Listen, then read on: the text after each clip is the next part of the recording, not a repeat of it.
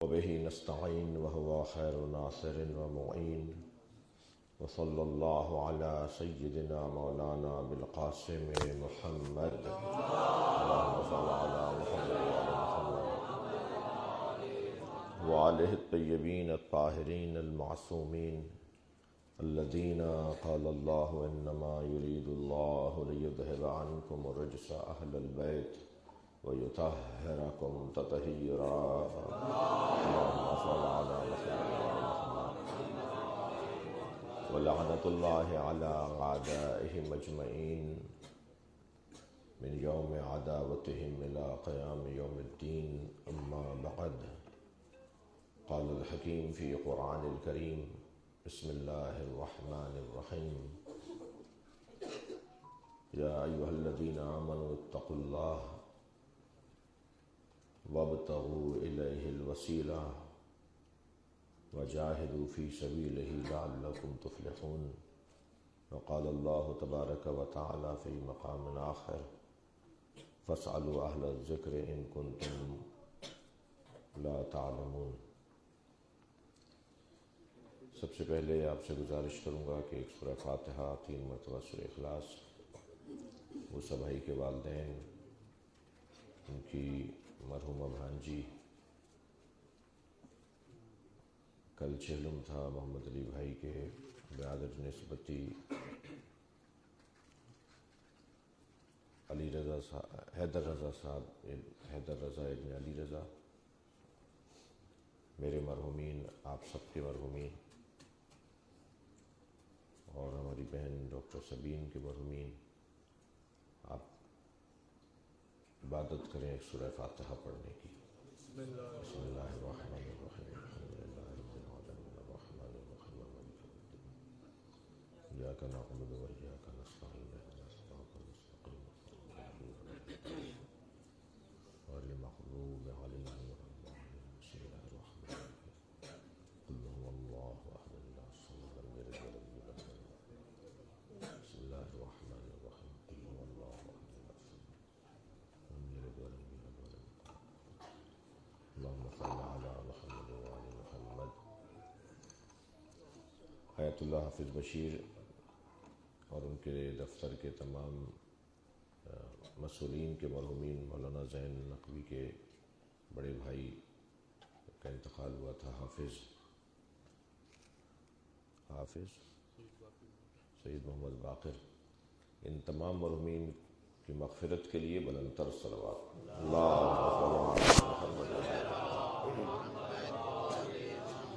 میں نے آپ کے سامنے قرآن مجید کی 2 آیتوں کی تلاوت کی ہے. 5-8 منٹ میں کچھ کہوں گا مقدماتی طور پہ، اور پھر اس نشست کا طریقہ یہ ہے کہ سوال جواب کا سلسلہ رہے گا، اور آپ کچھ اگر پوچھنا چاہیں گے تو میں اپنی علمی جو حیثیت ہے جو بھی اس کے مطابق جواب دینے کی کوشش کروں گا. جواب نہیں آئے گا تو منع کر دوں گا، کہہ دوں گا کہ مجھے جواب نہیں آتا. یہ نشست موسیٰ بھائی کے رفقا اگر اللہ نے توفیق دی تو آئندہ سال پہلے ہی دنوں میں ہونی چاہیے جب ہم پہنچیں یہاں پر، کیونکہ بہت سارے سوالات یا بہت ساری باتیں ہمارے سفروں سے متعلق ہیں جو شروع میں حل ہوں گی تو مسئلہ آسان رہے گا. تو اور پھر اس کی جو اہمیت ہے اس نشست کی وہ 2 اعتبار سے قابل توجہ ہے.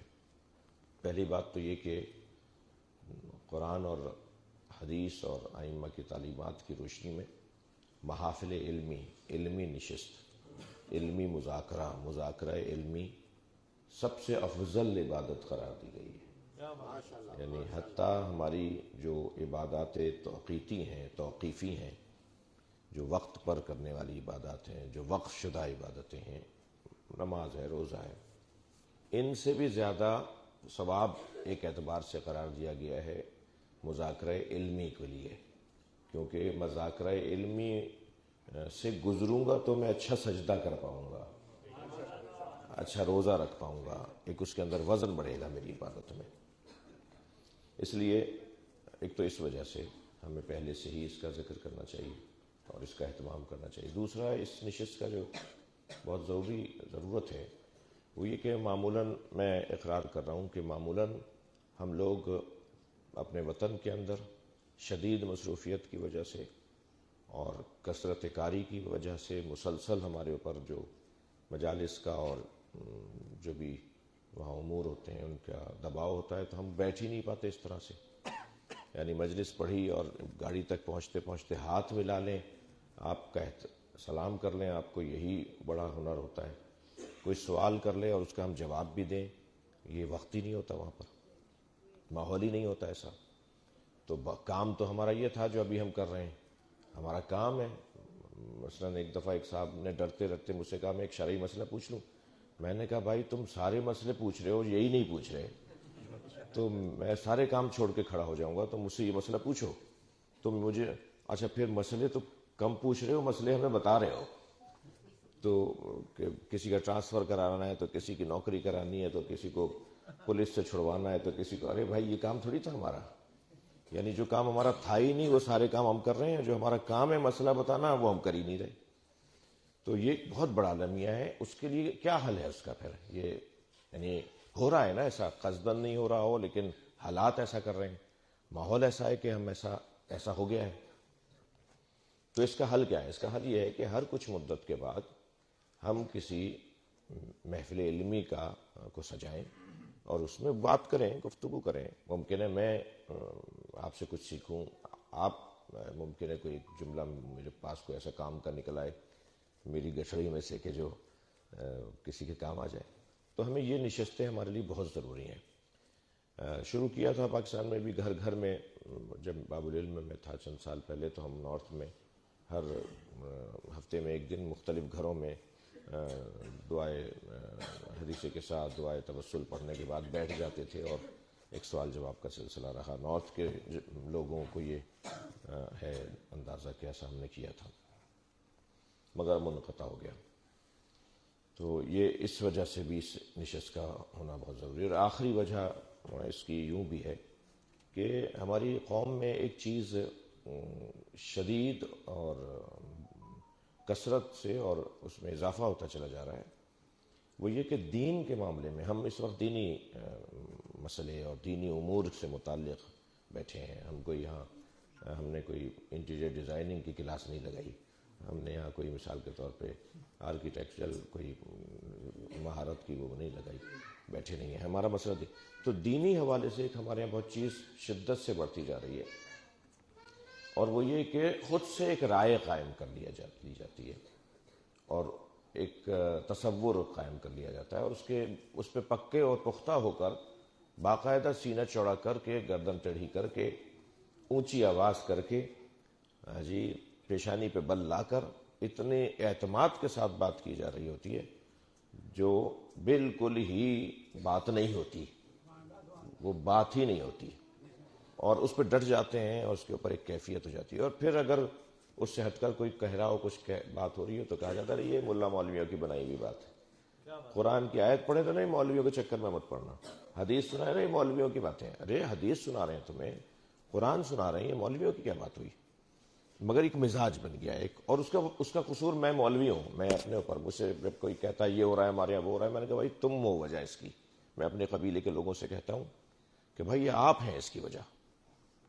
آپ کا وہ تعلق جو اپنے لوگوں کے ساتھ ہونا چاہیے وہ ہے ہی نہیں آپ کا تعلق۔ آپ تو مہمانوں کی طرح آتے ہیں، جبکہ مہمان انہیں بلایا جائے، قوم کو مہمان بلایا جائے، لوگوں کو مہمان، آپ مہمانوں کی طرح آتے ہیں، بادشاہوں کی طرح جاتے ہیں، آپ کا تعلق ہی نہیں ہے اپنی قوم کے امور سے۔ تو پھر جب بگاڑ پھیلے گا تو پھر قصور ان کا تو نہیں ہے، قصور تو مبلغین کا ہے، ہم لوگوں کا ہے۔ تو یہ ایک بہت خطرناک ماحول ایک ہمارے ہاں ہو گیا ہے۔ میں اردو زبان ماحول میں بات کر رہا ہوں، یعنی صرف ہندوستان اور پاکستان میں نہیں، بلکہ ہمارے جو عزیز و اقارب London, Canada, Australia, South Africa اور کہاں کہاں دنیا جہان میں رہتے ہیں، تو وہ بھی ہمارے ہی ساتھ، ہمارے ہی جیسے ہیں۔ اس کا حل کیا ہے؟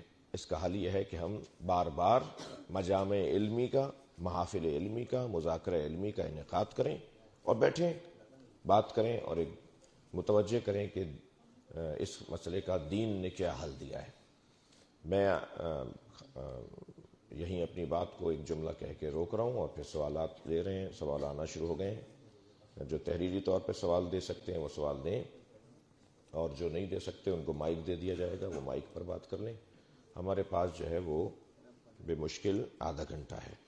اس آدھا گھنٹے میں ہم کوشش کریں گے کہ جلد سے جلد زیادہ سے زیادہ جواب دے سکیں، اور جو ہے وہ آخری جملہ وہ یہ تھا کہ آپ کا شکریہ کہ آپ تشریف لے کر آئے، اور مجھے اتنی بھی توقع نہیں تھی کیونکہ تھکا ہوا لشکر ہے، اور جو ہے وہ مفت فاتح لشکر ہے، فاتح لشکر ہے، تو جو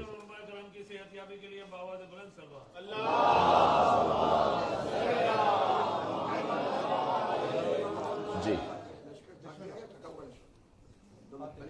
فاتح لشکر یہ علیکم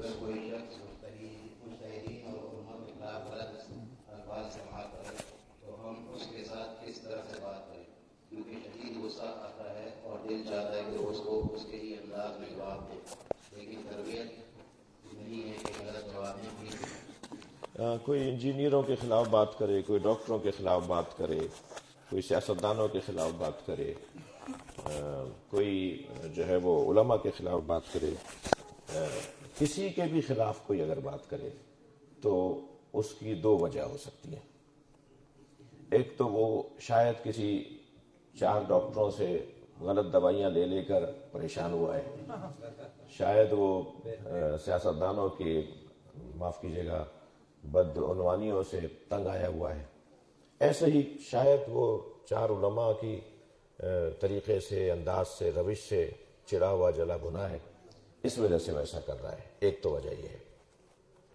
دوسری وجہ یہ کہ نہیں، وہ کسی خاص سوچ کا حامل ہے، یعنی کہ اس کے ساتھ کچھ ہوا ہی نہیں ہے، مگر ایک اس کی سوچ ہے، کچھ لوگوں میں بیٹھتا ہے، کچھ لوگوں سے اس کی دوستی ہے، اس نے رنگ چڑھایا ہوا ہے اپنے پر، وہ جو ہے وہ ماحول سے اثر اور متاثر ہے۔ تو وہ جو پہلے والا بندہ ہے اس سے تسلی دی جائے گی کہ بھائی سب نہیں ہوتے ایسے، سارے ڈاکٹر ایسے نہیں ہوتے، سارے ڈاکٹر قصائی نہیں ہیں جی، مثلا سارے مولوی جو ہے وہ ایسے نہیں ہیں، اور اس کو تھوڑا سا مثبت سوچ دی جائے گی اس کو۔ اور جس نے صرف متاثر ہو کر اور ماحول کی وجہ سے ایسا کر رہا ہے تو ہمیں اسے ماحول دینا ہوگا، یعنی وہ ایک ماحول سے متاثر ہوا ہے تو آپ ایک اور ماحول دے دیں اس کو کہ ایسا نہیں ہے، یہ نہیں سوچو، ایسا سوچو۔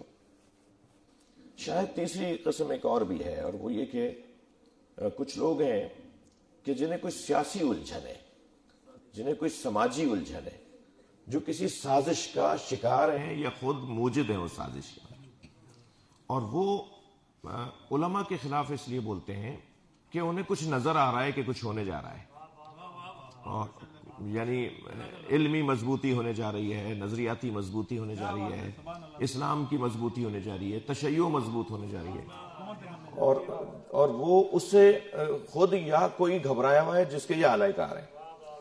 یعنی آپ دیکھیں کہ مجھے یاد ہے کہ جب میں بات کر رہا ہوں کوئی 20 سال پہلے کی، تو اپنے بھائی مولانا عون صاحب کے ساتھ، اللہ ان کی مغفرت فرمائے، ایک جگہ میں ان کے ساتھ ایک جگہ گیا تو کراچی کے ذرا کچھ بزرگ اور ایک خاص مزاج کے لوگوں کی وہ محفل تھی، تو مجھے میرا جب تعارف ہوا تو انہوں نے کہا جی یہ 13واں امام آیت اللہ خمینی کو امام کیوں بولتے ہو آپ لوگ؟ وہ سارے بزرگ تھے، بڑے نام ہیں، میں نام نہیں لے رہا۔ تو میں نے کہا جی آیت اللہ حکیم کو بھی امام لکھا گیا؟ کہاں لکھا گیا؟ میں نے کہا ان کی کتابوں میں، ان کے مکتب پر، ان کے دفتر کے باہر لکھا ہوا تھا، آیت اللہ خوئی کو بھی امام کہا جاتا تھا۔ میں آپ کو 35 بزرگ علماء کے، عربی میں امام جو ہے وہ رہنما کو، لیڈر کو، پیشوا کو کہا جاتا ہے، تو آپ کو صرف آیت اللہ خمینی سے ہی چڑ کیوں ہے؟ یا تو کہیے کہ یہ سب کو غلط لکھا گیا تھا۔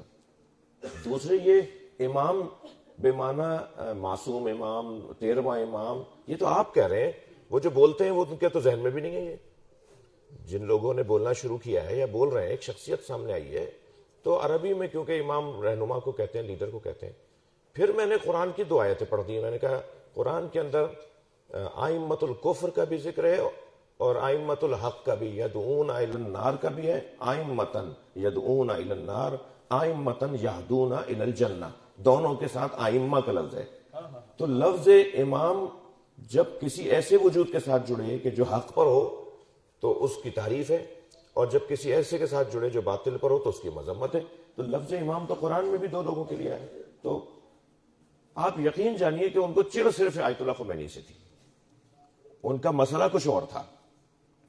تو میں یہ کہلوانے نہیں، میں خود نہیں بولتا امام خمینی نہیں بولتا آیت اللہ خمینی کو، میں خود آیت اللہ خمینی بولتا ہوں، لیکن علمی طور پہ تو کلیئر ہونا چاہیے نا ہمارے سامنے مسئلہ، ہمارے سامنے کہ بھئی یہ اگر کہا جاتا ہے اور اگر میں بول بھی دوں تو میں نے کوئی گناہ نہیں کیا، غلطی تو خاص لوگوں سے، خاص طور پر مثلا ہم ایران والے نہیں ہیں، ہم تو نجف والے ہیں. تم تو نجف والے بھی نہیں ہو بھائی. یہ کیا تقسیم ہے؟ یہ کوئی مسئلہ ہے جی، یہ کوئی MI6 کا مسئلہ ہے.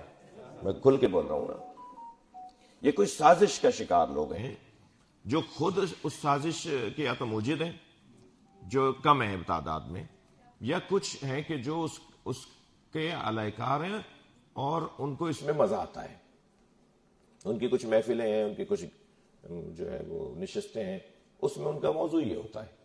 تو اگر مجھے پتا چل جائے کہ یہ سیاسی طور پر، سماجی طور پر یہ کسی سازش کا حصہ ہے، انہیں پتا ہو یا نہ پتا ہو، تو مجھے ان کے ساتھ اپنا رویہ کچھ اور کرنا پڑے گا.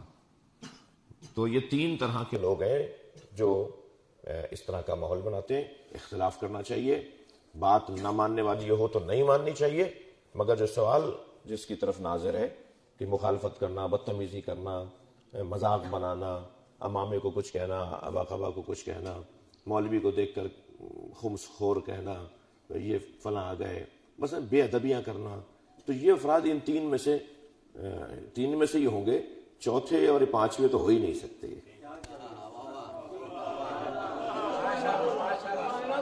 جی محمد آل محمد صلوات.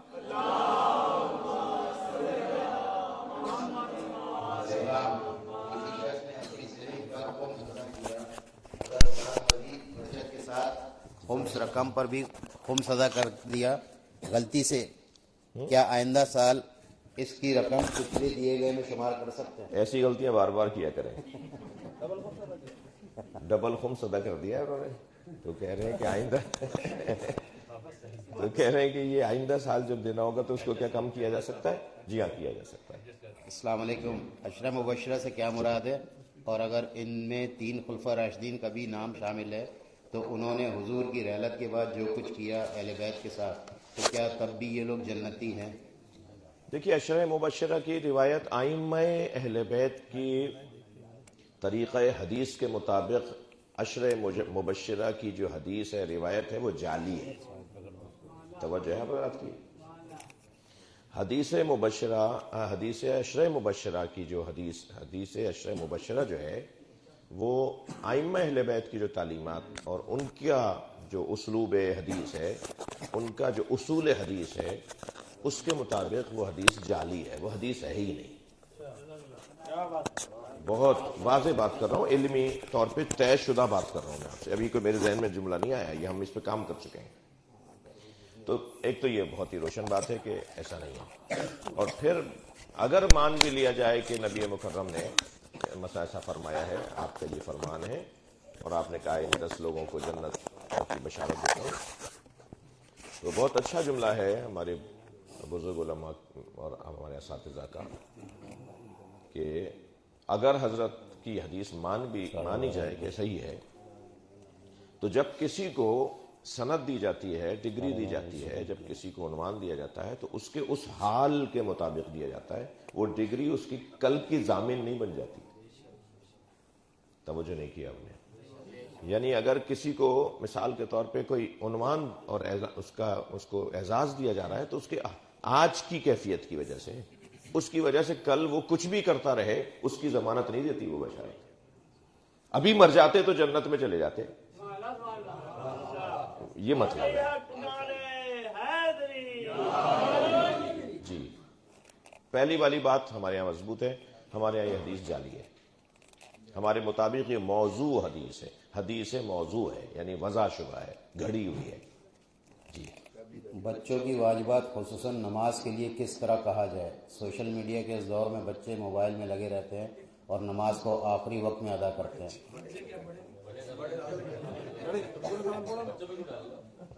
جنہوں نے کیا وہ ڈال رہے ہیں, ہم کیا بھائی بچوں پہ کیوں ڈال رہے ہیں آپ؟ سر جنہوں نے کیا وہ کہہ رہے ہیں جنہوں نے دیا انہوں نے ڈالا ہے. ایک صلوات پڑھ لینا نبی کی طرف. اللہم صلی علی محمد و آل محمد. سوشل میڈیا کہیے, موبائل کہیے, ایک بہت بڑی آزمائش ہے اس وقت ہماری, اور ہمیں طریقہ نکالنا ہوگا, سلیقہ ڈھونڈنا ہوگا, ہمیں رستہ نکالنا ہوگا اسی کے ذریعے. یعنی ہمیں وہ ہاتھ سے چھین نہیں سکتے. ہم سوشل میڈیا, موبائل, یہ چیزیں اب ہم بچوں سے چھین نہیں سکتے.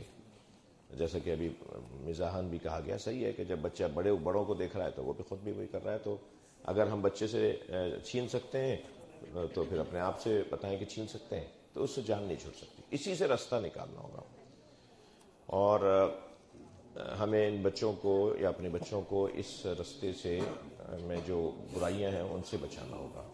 وہ خود تلاش کریں, طریقہ نکالیں, اور دیکھیں کہ وہ کس طرح سے خود اسی سوشل میڈیا پر, خود اسی موبائل کے اندر نماز کی تبلیغ, دین کی تبلیغ, دین سمجھنے کے پیغامات بھی لاکھوں ڈلے ہوئے ہیں.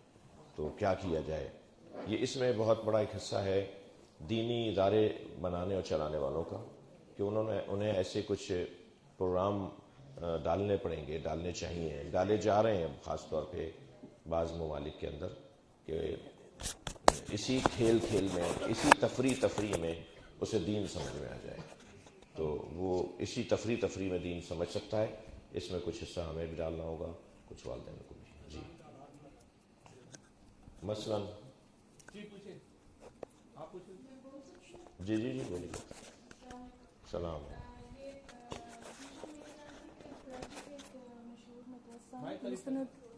قریب کر کے بولیں. جی, تو ان کے ایک پوسٹ تھی ان کی, بس جس چھوڑ دیں میں مائک. ان کی پوسٹ تھی. کیا دے رہے ہیں؟ وہ مائک دے رہے ہیں. ایک اور مائک لے لیجیے.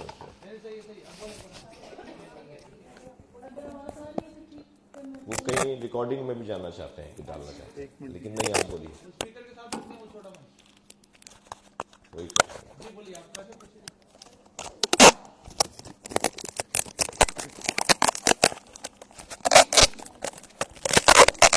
حمزہ, تمہارا انتظام ہوتے ٹائم پورا جائے گا.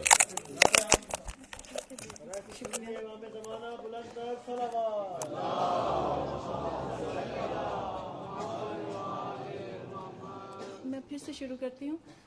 کراچی کے ایک مستند مدرسہ ہے جس کے ایک پوسٹ کچھ دن پہلے نظر سے گزری تھی, جس میں یہ لکھا گیا تھا آیت اللہ بہجت کے حوالے سے. ان سے منسوب ایک تحریر تھی کہ ظہور کے وقت حلوہ تقسیم نہیں ہوگا, امام جب آئیں گے تو وہ وقت بھی قیامت سے کم نہیں ہوگا. تو میں یہ پوچھنا چاہ رہی تھی کیا یہ بات درست ہے, اور اگر ہے تو آج تک ہم صرف یہی سنتے, پڑھتے, دیکھتے اور بولتے چلے آئے ہیں کہ امام آئیں گے تو سب اچھا ہو جائے گا. تو یہ کون سی قیامت کا ذکر کیا گیا ہے؟ اور میرا دوسرا سوال یہ ہے کہ کیا ہمیں اپنی زندگی میں یہ معلوم ہو سکتا ہے کہ خدا ہم سے راضی ہو گیا ہے؟ پہلا سوال تو یہ ہے کہ ظہور کے وقت میں ایک ایسا ماحول ہوگا. اس سے مراد ہرگز یہ نہیں ہے کہ آسمان گر رہا ہوگا اور زمین پھٹ رہی ہوگی اور لوگوں کے پاس کھانے کو کچھ نہیں ہوگا, اور بیماریاں اور وبائیں اور جو کہہ لیجیے کہ پریشانیاں بڑھ جائیں گی. یہ مراد نہیں ہے. ذمہ داری کی پریشانیاں بڑھ جائیں گی, مسئولیت بڑھ جائے گی, کام بڑھ جائے گا, فراغت ختم ہو جائے گی, اور ایک ایک پل, ایک ایک لمحے کے اندر انسان اپنا کردار پیش کر رہا ہوگا. اور وہ خود ایک بہت بڑی آزمائش ہوتی ہے, خود ایک بہت بڑی گویا بے معنی آخر, یعنی ایک اور معنی میں قیامت ہوتی ہے وہ, کہ جب اچانک ایک بہت بڑا آپریشن شروع ہو جائے, ایک بہت بڑا کام شروع ہو جائے, ایک مثلاً ایک لمحے کی جو ہے وہ ایک منظر تبدیل ہو رہا ہو, تو وہ اس معنی میں اسے لیا جائے گا. دوسری جو پہلا آپ کا دوسرا سوال ہے کہ ہمیں کیسے پتہ چلے کہ ہماری عبادت قبول ہو گئی ہے, اللہ ہم سے راضی ہے. اللہ ہم سے راضی ہونے کا کیسے؟ تو اس کے لیے ائمہ اہل بیت کی عظمت اور انہیں معیار قرار دیا گیا ہے. السلام علیکم یا موادین الاعمال, سلام ہو اس گھرانے پہ جو اعمال تولنے کا ذریعہ ہے، سلام ہو اس گھرانے پہ جو اللہ کی مرضیوں کی شناخت ہے، یعنی وہ اگر راضی ہیں تو ہمیں یقین ہے، ہمیں ہونا چاہیے کہ اللہ راضی ہے۔ تو اہل بیت کی جو رضایت ہے وہ اللہ کی رضایت کا پیمانہ ہے، کسوٹی ہے۔ اہل بیت کیسے راضی ہوتے ہیں؟ اچھا، یہ اللہ نے گویا اللہ کے نظام نے، گویا اہل بیت نے ہمیں آسان کر دیا کام کہ تم اہل بیت کی رضایت کو دیکھو تو پھر مان لو کہ اگر یہ راضی ہیں تو میں تم سے راضی ہوں۔ تو اب یہ کیسے راضی ہوں گے؟ یعنی پھر اس کے اوپر سوال یہ ہوگا کہ اللہ تو کیونکہ غیر مرئی ہے، ہم دیکھ نہیں سکتے، تو اللہ کی رضایت تو ہمیں، تو پھر اہل بیت کی رضایت اللہ کی رضایت ہے۔ تو اہل بیت کی رضایت کا کیا پیمانہ ہے؟ اہل بیت کی رضایت کا بہت موٹا سا پیمانہ ہے کہ ان کے مطابق زندگی گزاری جائے، جیسے انہوں نے فرمایا ہے ایسے زندگی گزاری جائے۔ میرا ضمیر مطمئن ہو کہ میں نے جو نماز پڑھی ہے یہ وہی نماز ہے جو امام جعفر صادق پڑھتے تھے۔ مثلاً یہ جو میں نے اللہم صلی اللہ مثلاً میں نے جو یہ فلاں عبادت انجام دی ہے یہ وہی عبادت ہے کہ جو ائمہ اہل بیت انجام دیتے تھے، تو مطمئن ہو جائیں کہ اللہ راضی ہے۔ جی، کیا 3 رکعت نماز شب ہو سکتی ہے؟ 3 رکعت بھی نماز شب ہو سکتی ہے جب وقت ختم ہو جائے اور صرف اتنا رہ جائے کہ صرف 3 رکعت آخری نماز وتر اور نماز شفع کو پڑھا جا سکے تو وہ نماز شب کا ثواب اس کا ملے گا۔ جی، السلام علیکم مولانا صاحب۔ السلام۔ میں بیرون ملک کمیونٹی اسپیس میں کام کرتی ہوں، اور ایک مسلمان عورت ہونے کے ناطے بہت دفعہ ایسا ہوتا ہے کہ تنقید کی نگاہ سے مجھے دیکھا جاتا ہے، بہت دفعہ ایسے فیصلے کرنے پڑتے ہیں کہ مسلمانوں کو تنقید کا نشانہ بنایا جاتا ہے۔ میرے ساتھ یہ ہوتا ہے کہ بہت دفعہ کچھ انفارمیشن جو میں اپنے لیے جمع کرتی ہوں وہ مجھے کسی اور کو دینی پڑتی ہے کیونکہ کوئی اور آ کے وہ میرے سے لے جاتا ہے۔ مثلاً میرے بھائی نے مجھے ایک دفعہ فون کر کے کہا کہ میں آسٹریلیا میں بزنس سیٹ اپ کرنا چاہتا ہوں، تو میں نے کہا ٹھیک ہے، میں تمہیں اس میں ہیلپ کرتی ہوں۔ پوری جو بھی انفارمیشن تھی ہائی کمیشن سے لے کے سب میں نے اس کے لیے تیار کی، لیکن اس سے پہلے کہ میں پاکستانی گورنمنٹ سے اپنے بھائی کے لیے بات کرتی، ایک دوسرے کمیونٹی ممبر نے آ کے مجھے کہا کہ مجھے وہ ساری انفارمیشن چاہیے، تو وہ مجھے ان کو پاس آن کرنی پڑی۔ لیکن میں جاننا چاہتی ہوں کہ میرا اس سلسلے میں شرعی اور اخلاقی کیا ہونا چاہیے، کہ آیا وہ جو معلومات میرے لیے تھی وہ مجھے اپنے حد تک رکھنی چاہیے، یا اگر کوئی اور آ کے سوال کرے تو اسے پاس آن کر دینی چاہیے؟ خطرناک سوال ہے۔ دیکھیے، ایک مرتبہ امانت ہے آپ کے پاس، وہ امانت مادی صورت میں ہو یا وہ امانت علمی صورت میں ہو۔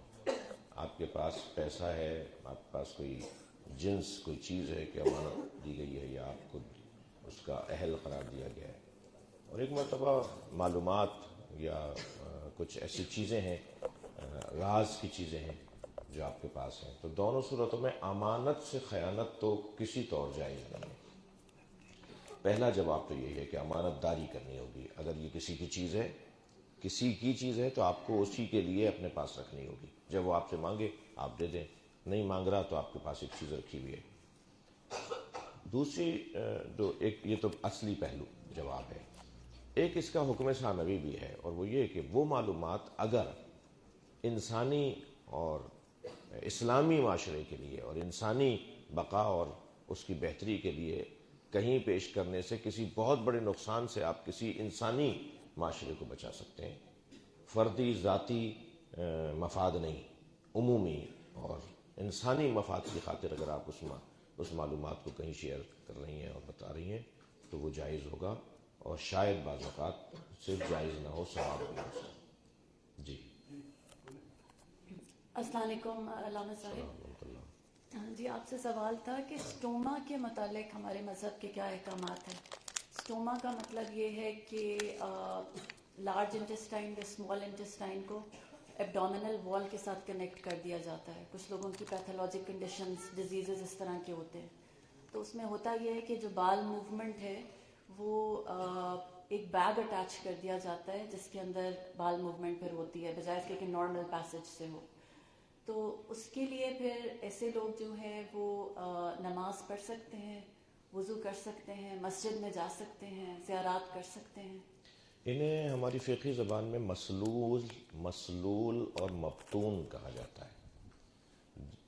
جن کی بدن کی رطوبت یا جو نجاست ہے وہ کنٹرول میں نہیں ہے، میں صحیح سمجھ رہا ہوں، اور جن کا جو نظام ہے وہ مصنوعی ہے یا بیرونی ان کو طور پہ عارضی طور پہ بنایا گیا کہ جب تک کہ وہ ٹھیک ہوں، تو ان کی نمازیں ٹھیک ہیں، ان کے روزے ٹھیک ہیں، بس انہیں ہر جو ہے وہ بعض کیفیات میں شرعی حکم یہ ہے کہ ہر نماز کے لیے غسل کرنا پڑے گا، اور بعض میں ہے کہ نہیں، جیسے نارملی سب وضو کرتے ہیں اور طہارت کرتے ہیں اپنے نماز کے لیے، عبادات کے لیے، ایسے ہی انہیں کرنا پڑے گا، ان کے لیے اس سے ہٹ کر کوئی اور حکم نہیں ہے۔ جی یہ سب وعلیکم السلام۔ اچھا، میرا سوال تھا، اس طرح ہمیں بائیکاٹ کرنے کا بھی کہا گیا ہے ہمارے علماء نے کہ اسرائیلی پروڈکٹس یا وہ پروڈکٹس جو اسرائیل کی مدد کریں، تو اگر ہم دیکھیں کہ سعودیہ جو ہے اس وقت اسرائیل کی مدد کر رہا ہے ایک طریقے سے، اور ہم حج جب کرتے ہیں تو $15 بلین اینولی وہ لوگ کماتے ہیں، تو اس کے اندر بھی کیا کچھ ہمیں کرنا چاہیے؟ نہیں، بالکل اچھا سوال ہے۔ دیکھیے، پہلی بات تو یہ کہ ہمارے تاجروں نے اب تک ہماری مدد نہیں کی، ہماری بڑی برادری نے اب تک ہماری مدد نہیں کی جو وہ بتائیں کہ کون کون سی مصنوعات اسرائیلی مصنوعات ہیں۔ یعنی مجتہد کا کام تو یہ کہنا تھا کہ مدد کسی طرح انہیں مضبوط نہیں ہونے دینا، وہ مضبوط نہ ہو ہمیں مارنے کے لیے، یعنی دشمن ہمیں مار رہا ہے، وہ دشمن مضبوط ہوگا تو اور زیادہ مارے گا ہمیں، اور زیادہ وہ شدت سے ہمیں نقصان پہنچائے گا۔ تو دشمن کو مضبوط کرنا یہ اپنے ساتھ دشمنی ہے۔ ظالم کے ساتھ دوستی کرنا مظلوم کے ساتھ دشمنی ہے، توجہ ہے، ظالم سے دوستی کرنا مظلوم کے ساتھ دشمنی ہے۔ تو یہ فقہ نے تو فتویٰ دے دیا، لیکن ہمارے تاجر برادری نے، ہماری بزنس کی جو عالمی سطح کے مسلمانوں کے ادارے ہیں، انہوں نے کوئی باقاعدہ رسمی طور، اچھا وہ شاید کریں تو کوئی اور ایک مسئلہ بھی کھڑا ہو جائے کہ یہ صاحب یہ پروفیشنل جیلیسی ہے یا کوئی آپس کی لڑائی ہے یا اپنی مصنوعات کو بیچنا چاہتے ہیں، ہماری مصنوعات، تو ابھی الجھن کا مسئلہ ہے یہ۔ یعنی آپ کا تو کام نہیں ہے، میرا کام نہیں ہے نا کہ ہم جان بھی نہیں سکیں گے صحیح طرح سے، لیکن جو چیزیں ہم پر واضح ہیں، فرض کریں کہ شہرت ہو گئی ان کی کہ جی فلاں جو غذا کا اور کیا ہے وہ مثلاً وہ جو ہے اسرائیلی ہے، تو احتیاط کی جائے، اسے بچا جائے۔ جہاں تک حج کا مسئلہ ہے وہ اس سے ہٹ کرے، وہ یہ ہے کہ حج ایک اللہ کی عبادت ہے، صریح آیات ہیں اس کے اوپر، احادیث ہیں، ائمہ کی روش ہے، ائمہ کا حکم ہے، ہم حج کرنے جائیں گے۔ ان لوگوں سے پہلے کچھ لوگ تھے، ان سے پہلے کچھ لوگ تھے کہ جو مکے اور مدینے کے انتظامات کو سنبھالتے تھے۔ شیعوں کے ہاتھ میں کبھی بھی مکہ اور مدینے کے انتظامات نہیں آئے۔ ایک آدھ مثالیں آئی ہیں کہ شیعہ عالم نے وہاں نماز پڑھا دی، آیت اللہ حکیم کے لیے ہے کہ جب حج کرنے گئے تو انہوں نے اس کی امامت کی، نماز کی، اس طرح کی کوئی مثالیں ہیں۔ فاطمیوں کے دور حکومت میں بھی مکہ مدینہ ہمارے ہاتھ میں نہیں تھا، تو کسی کے ہاتھ میں رہا ہے، اور 90% میں اگر مبالغہ نہ ہو تو مکہ اور مدینہ کے انتظامات سنبھالنے والے نااہل رہے ہیں، اور ہمارے مطابق معیار کے مطابق نہیں رہے۔ تو ہمیں وہاں جا رہے ہیں تو ظاہر ہے وہ انتظامات وہ کر رہے ہیں تو پیسے بھی ان کے پاس جائیں گے پہلے، پھر وہ ہمارے لیے انتظامات کریں گے، 10 روپے میں سے 6 روپے ہم پہ دوبارہ سے لگا دیں گے ہم سے ہی لے کر، 4 روپے ان کے فائدہ ہوگا ان کو۔ تو یہ تو ہونا ہے۔ تو آپ کی نیت کیونکہ اس کام سے دشمن کو مضبوط بنانا نہیں ہے، اپنی عبادت کرنا ہے، اور اس عبادت کے لیے ائمہ اہل بیت نے آرزو کی ہے، مولا علی نے آرزو کی ہے، اقم الحج، نماز قائم کرو، جی معاف کیجیے گا، حج قائم کرو۔ جیسے نماز قائم کرنے کا حکم ہے اس طرح حج قائم کرنے کا بھی حکم ہے۔ تو نماز قائم کرنا اور حج قائم نہیں ہوا۔ قسم ابن عباس کو جب مولا نے مکے کا گورنر بنایا مولا علی نے، تو ان سے کہا کہ حج پڑھا جا رہا ہے، حج کیا جا رہا ہے، حج قائم نہیں ہو رہا۔ حج قائم ہونے کا مطلب یہ ہے کہ مسلمانوں کی آبرو بڑھ جائے، وہ 1 سال میں آبرو بڑھ جائے، ایک حج میں مسلمانوں کی عزت بڑھ جائے، کافروں اور خاص طور پہ مسلمان دشمنوں کو ناکامی اور پسپائی ہو۔ یہ ہے حج کا قیام، برات از مشرکین جو دشمنان اسلام ہیں، جو یہود و نصارہ ہیں، وہ کمزور پڑے اور مسلمان مضبوط ہو جائے، اسے کہتے ہیں حج کا قیام، جو نہیں ہو رہا۔ لیکن حج کا قیام بھی جب یہ ہوگا جب ہم حج کرنے جائیں گے. حج پہ جائے بغیر حج کا قیام نہیں ہوگا, تو جانا تو پڑے گا ہمیں. جی جب امام حسین کا سر نیزے پر تھا, ان نے پڑھا تھا سورہ الکہف اسپیسیفکلی, کیوں؟ جب امام حسین نے نوک نیزہ سے سورہ کہف کی تلاوت کی تھی تو سورہ کیوں کہف کی ہی کیوں؟ جیتے رہو, زندہ باد. بھائی کیا نام ہے تمہارا؟ آپ کا نام کیا ہے؟ حیدر نے بھی بہت اچھا سوال کیا ہے. حیدر کی مستقبل کی بہتری کے لیے, اعتماد کے لیے, مضبوطی کے لیے ایک صلوات پڑھیں.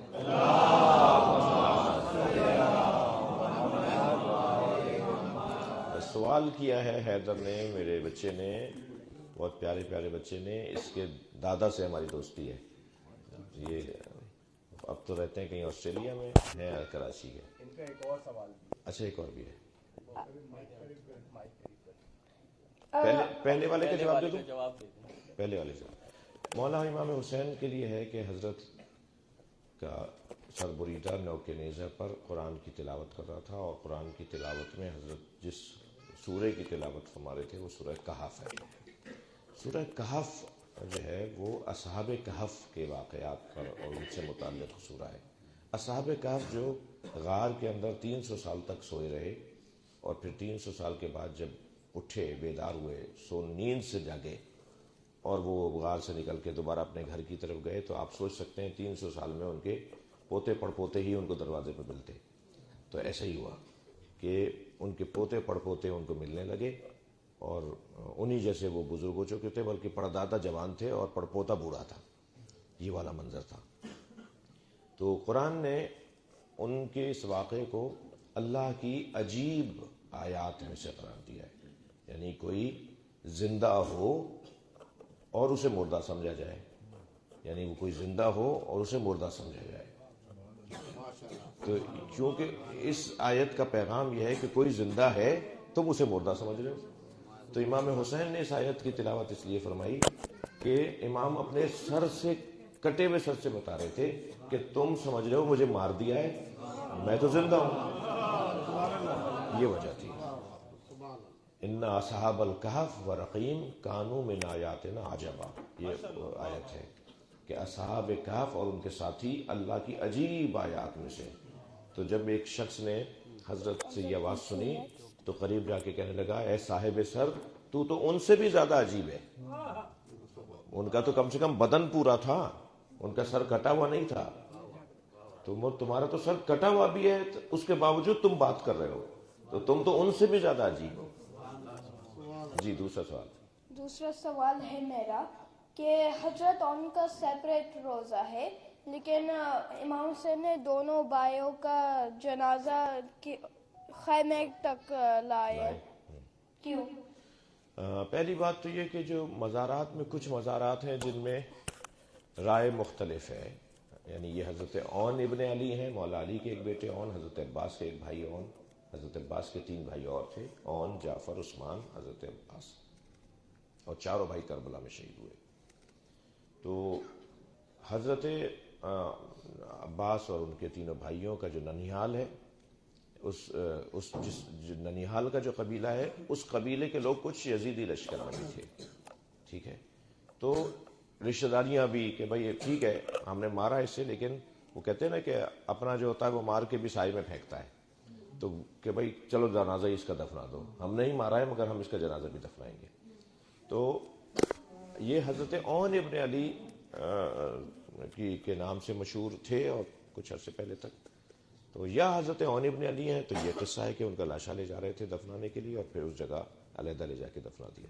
کیونکہ حضرت جو لاشیں لے کر آئے اٹھا کے وہ ایک جگہ رکھ دیے تھے, اور پھر حضرت خود شہید ہو گئے, اور پھر سارے وہ لاشیں امام سجاد نے دفنائے. اور کچھ تو ایسے ہیں کہ جیسے خود حضرت حسن مصنع, حضرت عبداللہ شاہ غازی کے دادا, اور حضرت قاسم کے بھائی امام حسن کے فرزند, وہ زخمی ہو گئے تھے, اور بنی اسد کا قبیلہ انہیں اپنے گھر لے گیا تھا.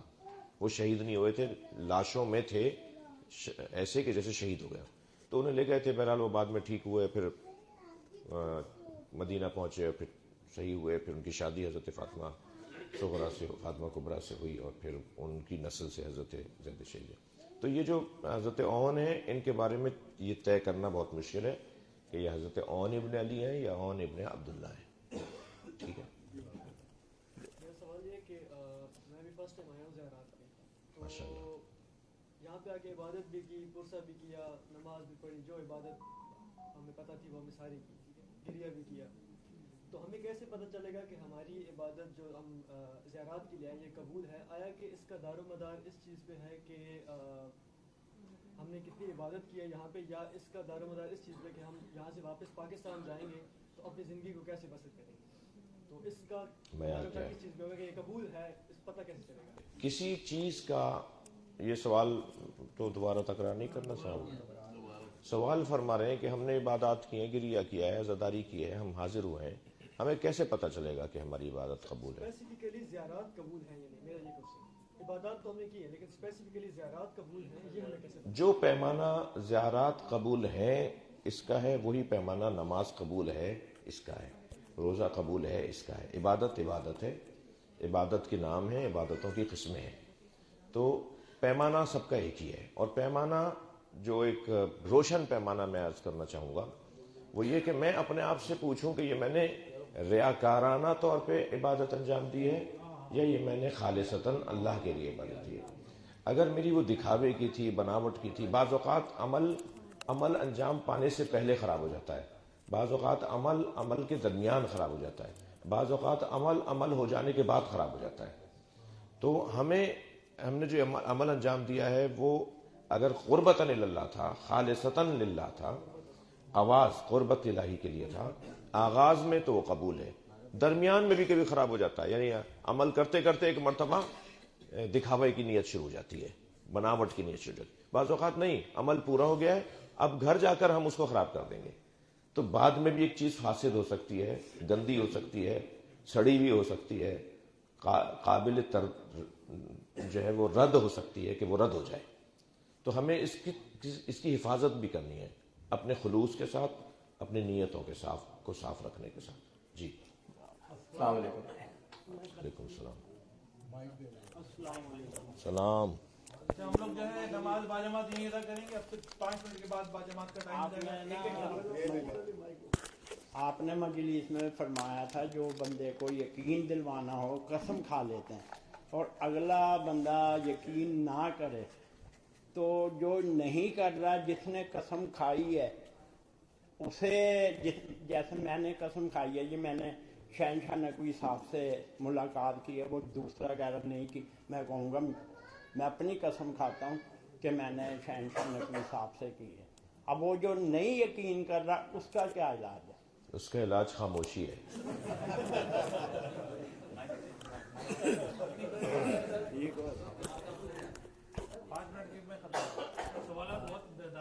داربھائی تو آپ نے کیے نہیں. اچھا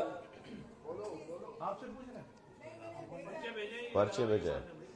میرا سوال یہ کہ فلسطین میں ایک بڑا ظلم ہو رہا ہے. ہم سوشل میڈیا تک تو کچھ ایک حد تک اپوزیشن کر رہے ہیں اور کچھ ہم بائیکاٹ بھی کرنے کی کوشش کر رہے ہیں, لیکن کیا ہمارا دین کا کچھ اور تقاضا ہے کہ ہمیں فزیکلی بھی کوئی ایسی ایفرٹس کرنی ہے چاہیے کہ دین ہمیں کچھ ایسا تقاضا کرتا ہے کہ ہمیں ایفرٹس کرنی چاہیے اس کے لیے؟ کچھ چیزیں مشروع اور جائز اور صحیح ہوتی ہیں مگر ممکن نہیں ہوتی, یعنی ایک چیز کرنے کی ہوتی ہے مگر وہ اب کر نہیں سکتے ہیں.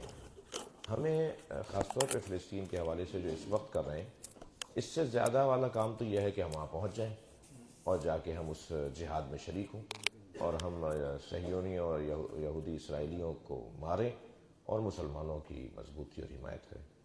تو اس کو ممکن کیسے بنایا جائے؟ یہ کام پھر آ جاتا ہے بارڈروں کا, حکومتوں کا, ریاستوں کا.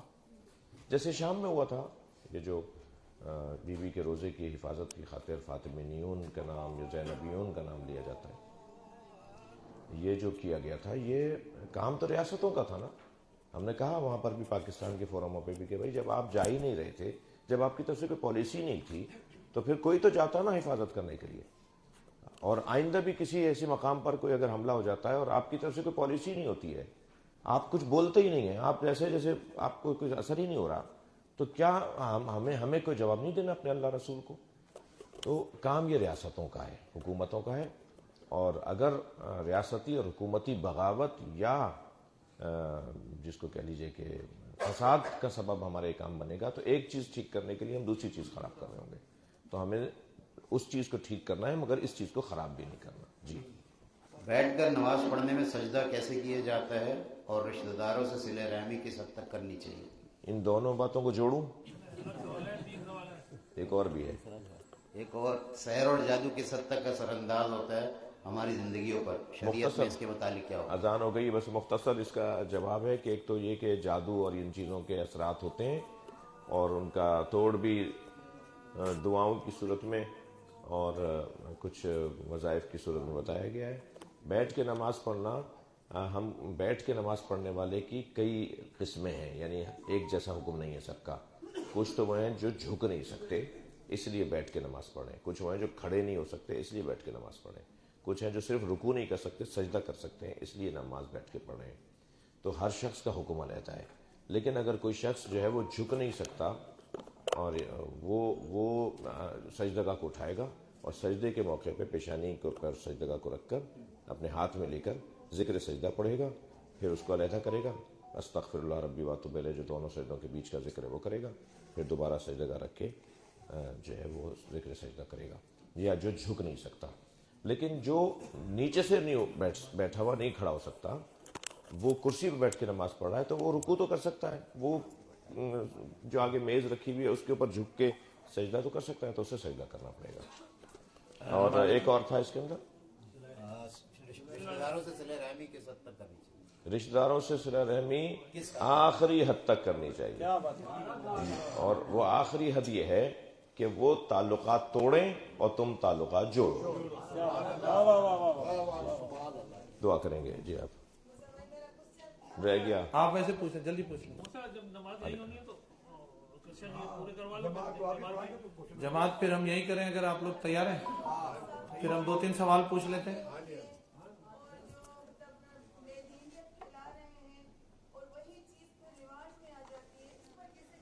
پہلا والا جملہ نہیں سنا میں نے.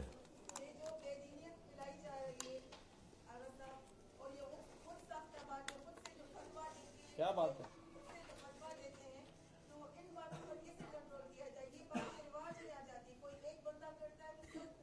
جائے خالی را دیو میں گیرت پرانا محاورہ ہے. جگہ جب خالی ہوتی ہے تو دیو وہاں کے بس جاتا ہے. ہمارے ہاں ہمارے ماحول میں اس وقت دیو بسے ہوئے ہیں جو یہ کام کر رہے ہیں. یہ دیو کا کام ہے، یعنی میری مراد شرارتی لوگوں کا کام ہے. مگر ان کو کیسے آپ کاؤنٹر کریں گے؟ آپ اس جگہ پر مثبت بات کرنے والوں کی تعداد بڑھائیں. نہیں، میں تو فارمولہ دوں گا نا، آج نہیں کل سمجھ جائیں گے. اور حل یہی ہے اس کا، اس کے علاوہ حل نہیں ہے کہ کوئی غلط بات کی جا رہی ہے تو اس کی جگہ صحیح بات کو پیش کیا جائے. اور انسان عقل مند ہے، وہ خود بخود طے کر لے گا کہ یہ بات غلط تھی، یہ بات صحیح تھی، یہ والی جو انہوں نے کی تھی وہ غلط تھی، یہ والی جو کی گئی صحیح کی گئی ہے.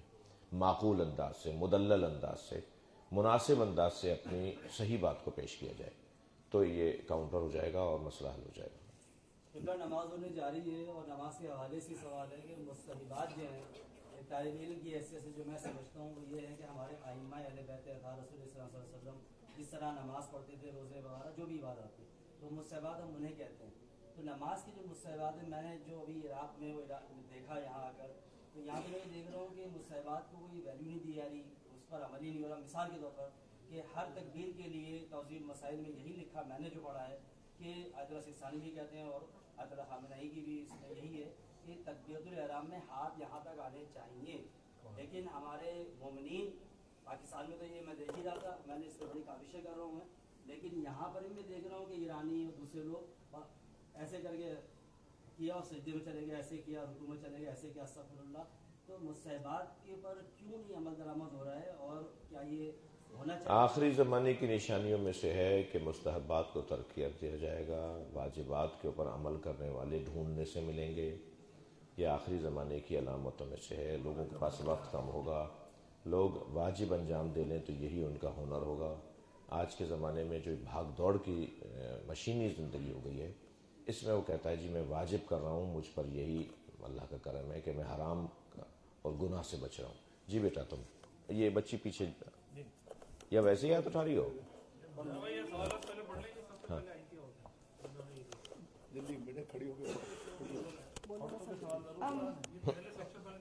جی پڑھوائی، اس بچی کا لے لیتے ہیں سوال۔ میرے پاس 2 کوشچن ہیں۔ کیا بی بی نرجس مری تھی بفور امام حسن العسکری یا بعد میں؟ وہ پہلے مری تھی، کیا وہ امام زمانہ کے پاس تھی جب وہ غیبت الصغریٰ میں تھے، اور کیا وہ ابھی تک پاس تھی جب وہ غیبت الکبریٰ میں تھے؟ لیکن وہ ابھی تک پاس تھی امام زمانہ کے ساتھ، پھر کیا وہ مدد کری تھی امام کے میسج اسپریڈ کرنے کے لیے اسپیسیفکلی ٹو وومن؟ کس کا کہا ہے ہم نے؟ بی بی نرجس خاتون۔ بی بی نرجس خاتون۔ بی بی نرجس خاتون امام کی عمر مبارک یعنی غیبت کبریٰ میں، غیبت صغریٰ میں جب گئے ہیں اس وقت تک بی بی نرجس خاتون زندہ تھیں، اور بی بی نرجس خاتون کسی تکلیف کی وجہ سے، بیماری کی وجہ سے، بخار کی وجہ سے آپ کی رحلت ہوئی، اور امام زمانہ کی غیبت صغریٰ میں آپ کی رحلت ہوئی، اور پھر وہیں دفن ہے کہ جہاں امام عسکری ہیں آپ ہو کر آئی ہیں وہاں پر۔ علامہ صاحب میرا یہ سوال ہے، یہ 2-3 یہ والے سوال لے لیں۔ جب ہم نے وضو کر کے لوشن لگا لیا، پھر ہمیں دوبارہ وضو کرنا پڑ گیا اور لوشن ریموو کرنے کے لیے صابن نہیں ہے، پھر کیا کریں؟ اتنا منہ دھویا جائے کہ وہ لوشن ختم ہو جائے، اور کیا؟ کربلا سے کفن خریدنے کی کیا خاصیت ہے اور کفن خریدنے میں کیا احتیاط برتنی چاہیے؟ کوئی سوائے یہ کہ کربلا کا کفن لے جانا امام حسین علیہ السلام کی مظلومیت کا اقرار اور احساس ہے، اور اپنے مرحوم کو کربلا سے جوڑنا ہے تاکہ امام کی شفاعت اسے نصیب ہو۔ خمس کی اہمیت بتائیں، کچھ لوگ خمس ادا نہیں کرتے بلکہ کبھی کیا ہی نہ ہو، تو ان کا کیا ہوگا؟ خمس کے بارے میں بہت واضح بات ہے، ہمارے یہاں نماز، روزہ، حج، زکوٰۃ ہمارے یہاں فروعات دین میں واجبات میں سے، تو جیسے اور عبادات واجب ہیں ایسے خمس بھی واجب ہے۔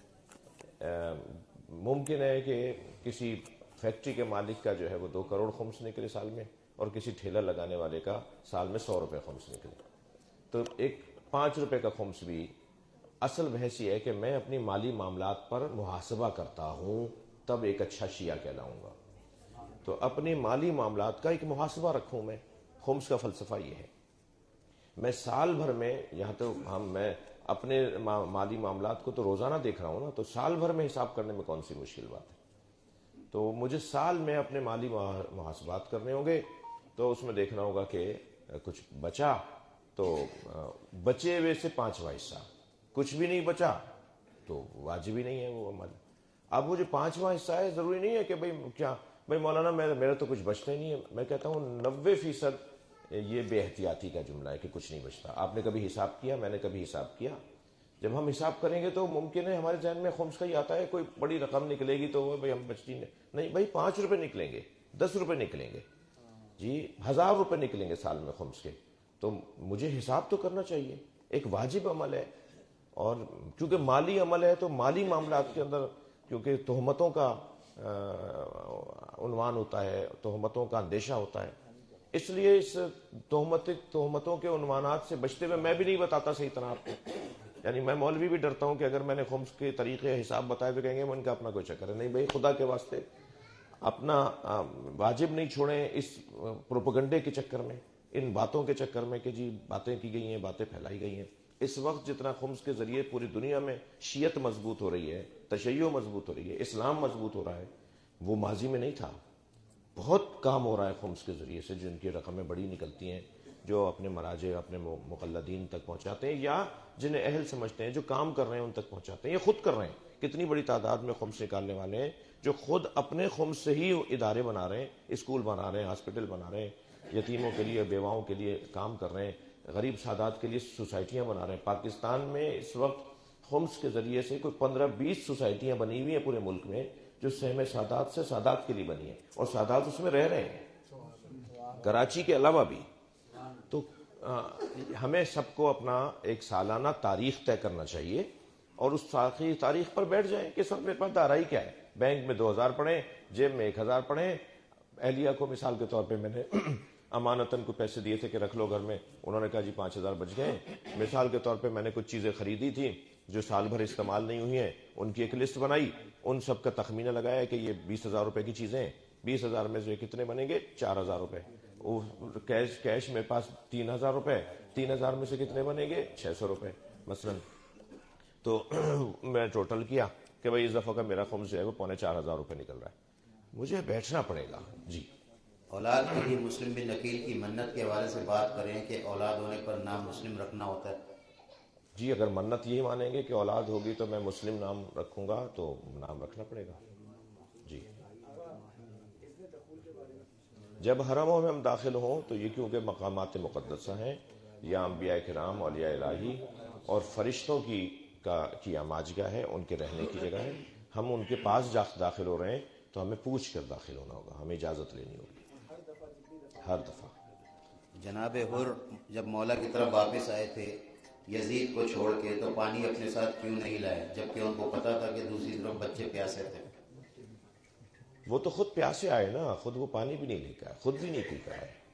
اور کس طرح سے آئے ہیں وہ عجیب منظر لکھے ہیں. حضرت حر کا آنا ان کو راستے میں مار دیتے, وہ بہت ہی لمبا راستہ لے کے کہیں اور لے گئے گھوڑا, اور اس کے بعد ایک لمبا راستہ لے کے امام کی طرف آئے, کیونکہ اگر سیدھے سیدھے جاتے یہاں سے وہاں جاتے ایسے تو انہیں راستے میں کسی رکاوٹ کا سامنا ہوتا. کوئی کتاب تجویز کر دیں جس میں تاریخ کو پڑھا جا سکے. تاریخ کی کتابیں تو جو معروف ہیں, طبری ہے, مسعودی ہے, ذہبی ہے, یہ مشہور جو کتابیں ہیں تاریخ کی. جی ہاں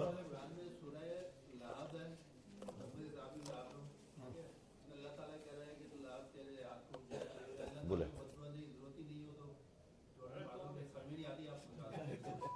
ہاں اللہ تو توڑ ہی دیتا, تو اللہ نے کیوں بد دعا دی ہے کہ تیرے ہاتھ ٹوٹ جائیں.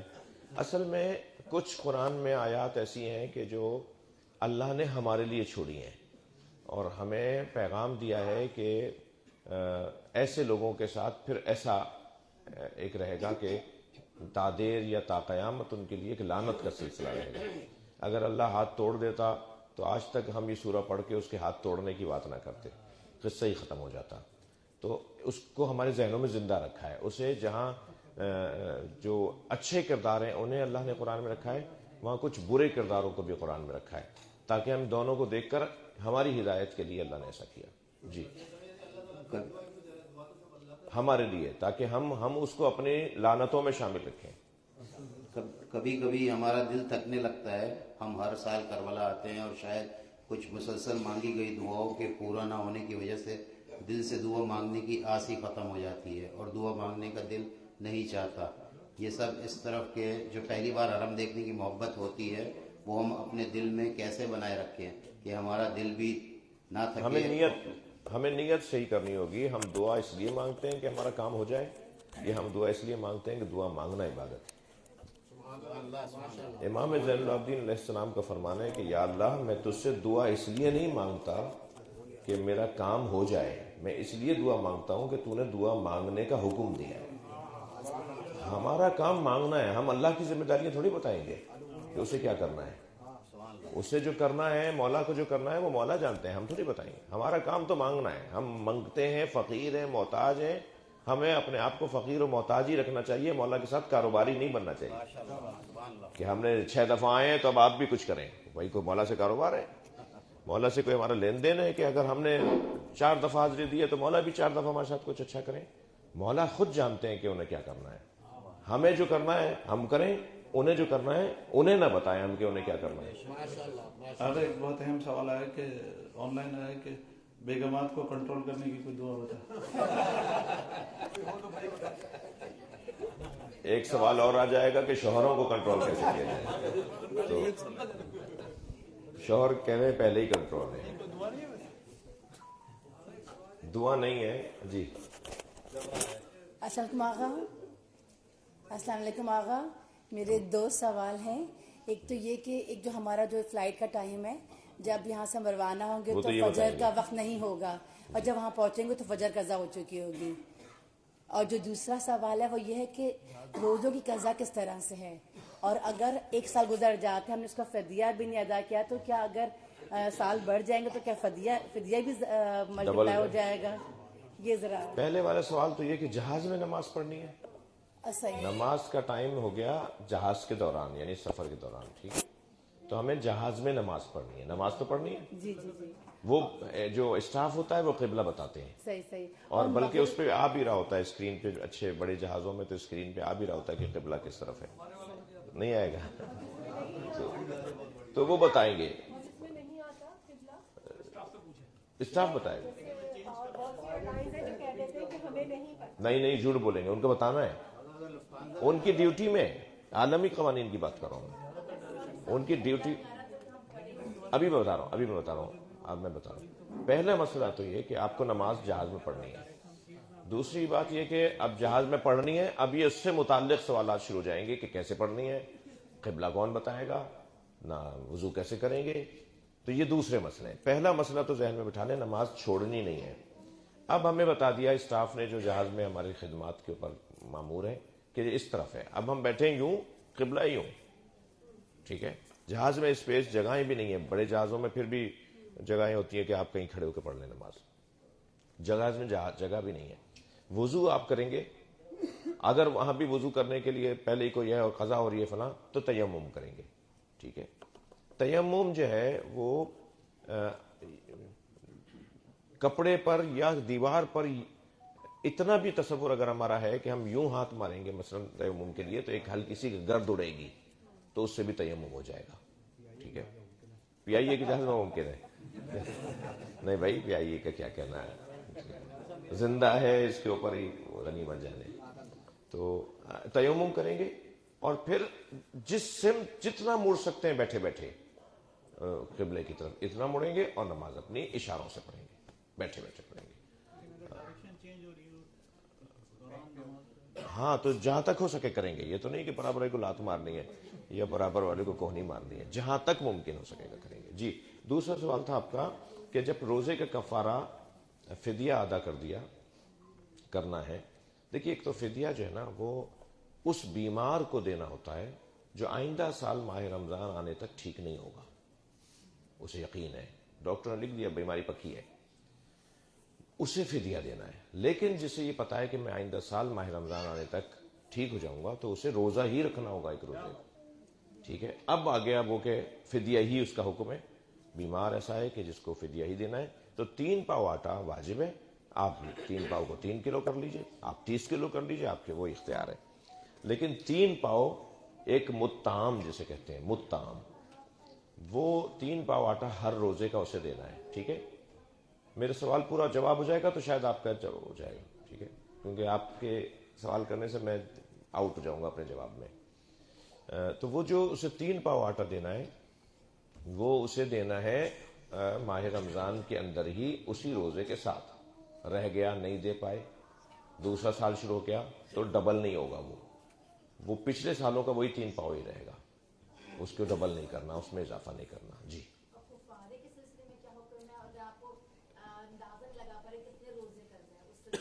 जी, अगर कफारा रोजे का जानबूझ के छोड़ा था तो उसका कुछ और है, हराम इफ्तार से छोड़ा था, मिसाल के तौर पे अल्लाह माफ करे कोई माह रमजान में रोजा नहीं रख रहा और रोजे के दौरानिये में हराम चीज खा रहा है, हराम चीज पी रहा है, उसका अलहदा हुक्म है।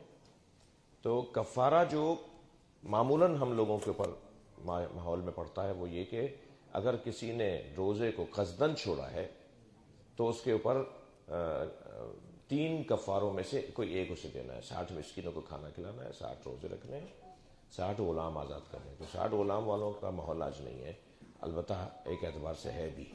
मैं एक चीज़ है जो एक अरसे से मूसा भाई मुझे परेशान कर रही है, कौमी हवाले से आप सबके सामने रख रहा हूँ, मुमकिन है मुझसे ज़्यादा अच्छा हल आपके पास निकल आए। और वो ये कि हमारे इस वक्त पाकिस्तान में हज़ारों कैदी हैं कि जिनकी अगर 25,000 रुपये हम अदा कर दें तो वो बेचारा आज़ाद हो जाएगा, जिसके हम 5,000 रुपये अदा कर दें तो वो आज़ाद हो जाएगा। उसके बच्चे जो है वो यतीमों की तरह रह रहे हैं, टीन की टपकती हुई छत के घर में रह रहे हैं। उसने कहीं कोई ऐसा जुर्म किया था कि अदालत ने उसके ऊपर 25,000 रुपये जुर्माना रखा है, वो दे ही नहीं पा रहा, जेल में पड़ा हुआ है। تو یہ جو قیدیاں ہیں ہمارے ہاں، جو ہم کہتے ہیں نا غلام آزاد کرانے کا بھی ماحول نہیں ہے، میں اس پہلو سے عرض کر رہا ہوں، یہ جو ہماری جیلوں میں قیدی ہیں، ہمیں کوئی کمیٹی بنانی پڑے گی موسیٰ بھائی، ہمیں کوئی ایک ٹیم تشکیل دینا پڑے گی جو پہلے ان کی شناسائی کرے کہ کس کا کیا کیس ہے۔ زرداری صاحب میں آپ سے بھی عرض کر رہا ہوں، آپ لوگ سائن محمود شاہ سے بھی عرض کر رہا ہوں جو ان چیزوں کی طرف کچھ کر سکتے ہیں، کہ پہلے تو ہمیں ایک لسٹ بنانی پڑے گی کہ مثال کے طور پہ کراچی جیل کے اندر 25 لوگ ایسے ہیں جس میں سے کسی کے 2 لاکھ روپے دے دیں گے کسی تو آزاد ہو جائے گا، 5,000 25,000 دے دیں گے تو آزاد ہو جائے گا، انہیں کسی طرح آپس میں پیسے جمع کر کے ہمیں لوگوں کو آزاد کروانا چاہیے، جہاں اپنے بچوں میں رہیں۔ کچھ ہو گیا تھا ان سے، سبھی معصوم تو صرف 14 ہیں نا، غلطی ہو گئی تھی، یہ تھوڑی کہ وہ لٹکا ہوا ہے وہاں پر پھنسا ہوا ہے بیچارہ، تو غلام آزاد کرانے اسے 60 مسکینوں کو کھانا کھلانا ہے یا 60 روزے رکھنے ہیں، ان میں سے یا ہے، ٹھیک ہے، لیکن اگر اس نے حالت روزہ یعنی روزے کے دورانیے میں حرام کام سے افطار کیا ہے، یعنی حرام کام کیا ہے، تو اسے تینوں کام کرنے ہیں، یعنی 60 مسکین بھی، 60 روزے بھی، 60 غلام بھی، اس کا اتنا بڑا جرمانہ ہے، اس کو کہتے ہیں کفارۃ الجمع۔ تو ایک لمبی بحث ہے کفارے کی، لیکن کفارہ 60 مسکینوں کو کھانا، ایک کھانا آج پاکستان میں 100 روپے کا کھا لیتا ہے بندہ، تو 60 مسکینوں کے کھانے کا مطلب آپ 100 روپے سے جوڑ لیجئے ایک روزے کے، ٹھیک ہے، تو 60 لوگوں کو 100 روپے جو بھی بنیں گے کتنے بنیں گے؟ 6,000 روپے ایک روزے کے پڑیں گے۔ اب اگر فرض کریں کہ میرے روزے اتنے جمع ہو گئے کہ 6,000 روپے اگر میرے روزے کے بنتے ہیں تو میرے تو صاحب 15 لاکھ روپے بن رہے ہیں، اتنے روزے چھٹ چکے ہیں تو دینے پڑیں گے وہ۔ جی آخری سوال کریں مونس بھائی سے، نہیں مونس بھائی آخر میں، آپ وہاں سے اٹھ کے یہاں آ گئے کہ اب تو پوچھنا ہی ہے مجھے۔ جی شکریہ۔ نہیں نکاح کا کہاں صحیح بات، صرف ہاں جنازہ صرف۔ دائی علیمہ کا کردار نبی سے محبت کرنے کا ہے، گود میں لیا، پیار کیا، تو ہم تو اتنی حد تک بھی ان کی قبر پہ نہیں جاتے۔ شیعہ حضرات کچھ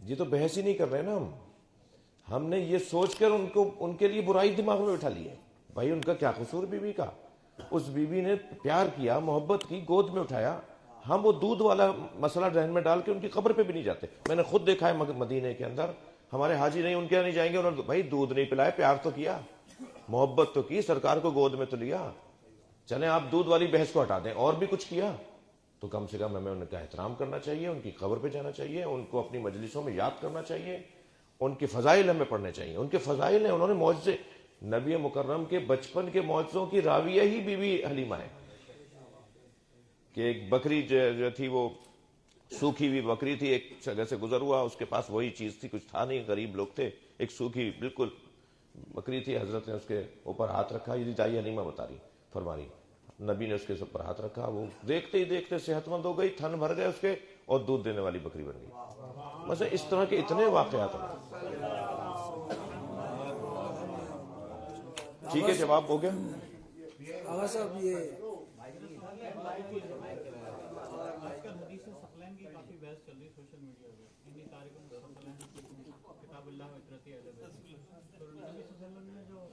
کتاب اللہ کا ہے تو اس کا مطلب ہے کہ اس وقت کتاب مدون تھی، ایک نیریٹو یہ ہے، لیکن دوسرا یہ ہے کہ امام علی نے خلیفہ اول کے دور میں 6 مہینے کی مدت میں کتاب جمع کی، تو یہ دو متضاد باتیں ہیں، تو آپ کا نہیں، میرے خیال سے دونوں متحد باتیں ہیں، اس لیے کہ نبی مکرم نے اگر یہ فرمایا کہ میں کتاب چھوڑ کے جا رہا ہوں، تو کتاب تو امانتیں تو ساری مولا علی کے پاس تھی، وہ جو کتاب چھوڑ کے جا رہا ہوں علی کے پاس ہے، اور جب مولا علی 6 مہینے میں اس کتاب کو لے کر آتے ہیں، 6 مہینے بعد لائے تھے حضرت نے جب لا کے پیش کی تو کہا کہ جی ہم نہیں مانتے اس کو، تو وہ جو حضرت کتاب لے کر آئے تھے وہ قرآن کی تفسیر تھی، مولا علی جو لے کر آئے تھے، تعویل کیا ہے، اس کی ظاہر کیا ہے، اس کا باطن کیا ہے، اس کا محکم کیا ہے، اس کا متشابہ کیا ہے، یہ حضرت لے کر آئے، اور حضرت کی وہ بات نہیں مانی گئی، اہل سنت کی کتابوں میں ہے کہ حضرت کا نہیں ہمیں نہیں چاہیے، حضرت اسے واپس لے گئے۔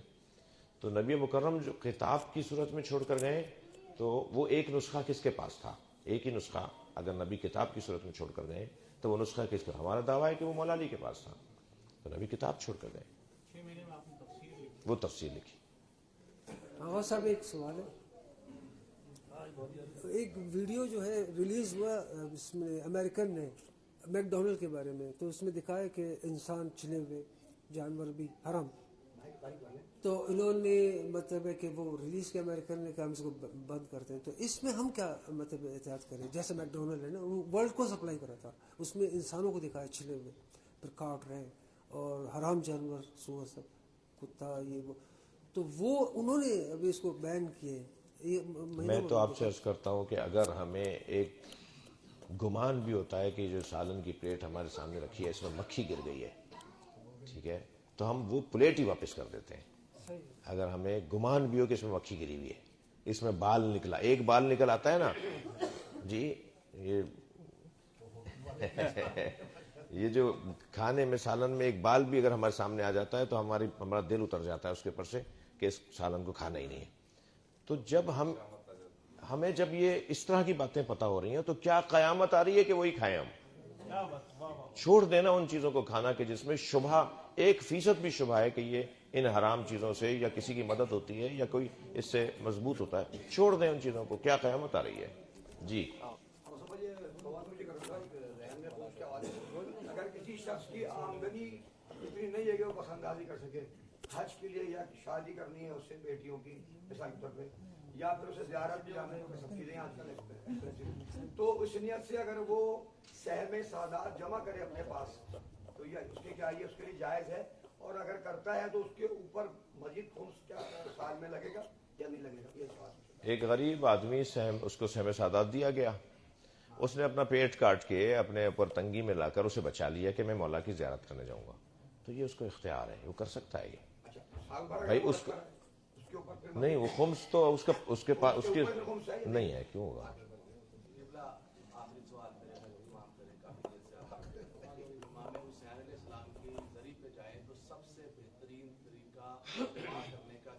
سلوات.